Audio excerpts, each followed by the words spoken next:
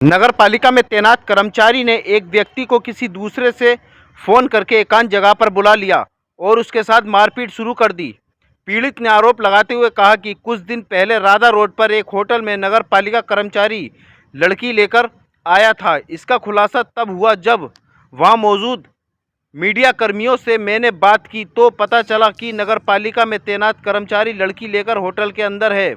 कहीं से नगर पालिका में तैनात कर्मचारी ने मुझे मीडिया कर्मियों से बात करते हुए देख लिया और उसके बाद मुझे फ़ोन करके एकांत जगह पर बुला लिया और मेरे साथ मारपीट की, जिसका प्रार्थना पत्र मेरे द्वारा थाना गंज में दिया गया था, लेकिन पुलिस ने कोई कार्रवाई नहीं की। लगातार थाने के चक्कर लगाने के बाद भी आरोपियों के खिलाफ कोई कार्रवाई नहीं की गई।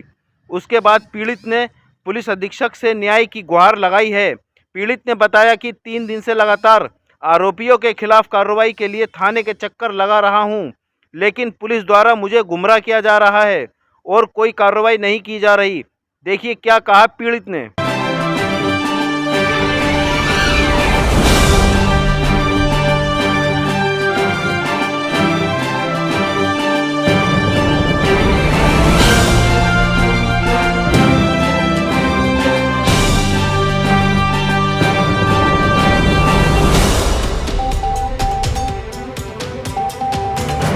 शाहिद। तेज बोलो, कहाँ के निवासी हैं? मैं कॉलोनी का निवासी हूँ, लेकिन मैं अलग कहीं रहता हूँ।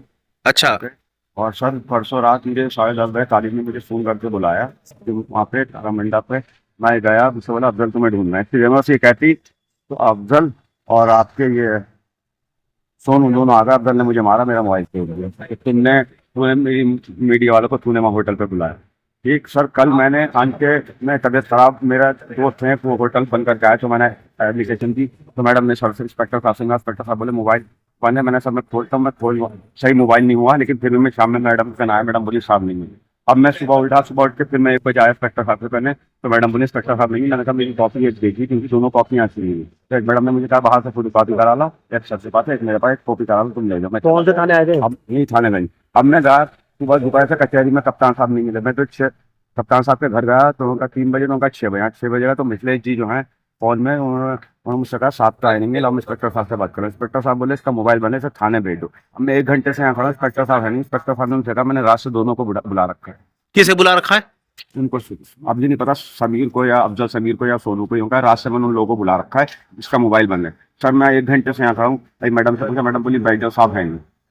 अच्छा, तो किस बात को लेकर झगड़ा हुआ था और इसमें कौन कौन इन्वॉल्वमेंट है, कौन कौन थे? झगड़ा मेरा कोई नहीं था, मैं सिर्फ उस रोड से राधा रोड से गुजर रहा था, वहाँ भीड़ लगी तो मैं भी अचानक रुक गया। मिलने वाले खड़े थे दोस्त, मैंने क्या हो गया, बोले अब्दुल समीर अंदर है लड़की के साथ। ये अब्दुल समीर 2 नंबर कमरे में कर्मचारी है सर। और बस इसने मुझे शायद देखा कि मुझे, और फिर इसने मुझे रात को तालीम ने मुझे फोन कहा। तालीम ने बस इतना ही कहा कि तुम यहाँ आ जाओ। मैं कहा तालिब तारा मंडप आ गया, मैंने फोन कहा, वो बोला मैं आ रही हूँ। जैसे तालिब आया, ये तालिब भी क्या नगर पालिका में? तालिब भी नगर पालिका में है, तालिब यो साहब के अंडर में है, और सोनू जो है वो ठेकेदार के अंडर में है। सोनू बाइक में आया। अफजल कौन है और किस पोस्ट पे है ये नगर पालिका में? सब ये नगर पालिका की किराए की भाई दुकानों के sale tax, house tax, water tax, सब ये डिपार्टमेंट है।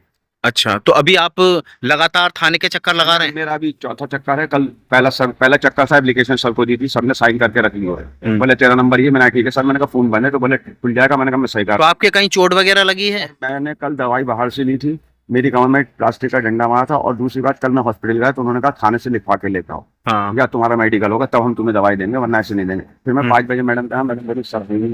फिर मैं सुबह आया 1:30 बजे, तो सर मैडम अभी आप क्या चाहते हैं इन लोगों के खिलाफ? मैं रात भर सोया नहीं हूँ, रात भर भागा घूमा, क्योंकि मुझे लोगों ने बताया कि अफजल के लोग तुम्हें ढूंढते फिर रहे।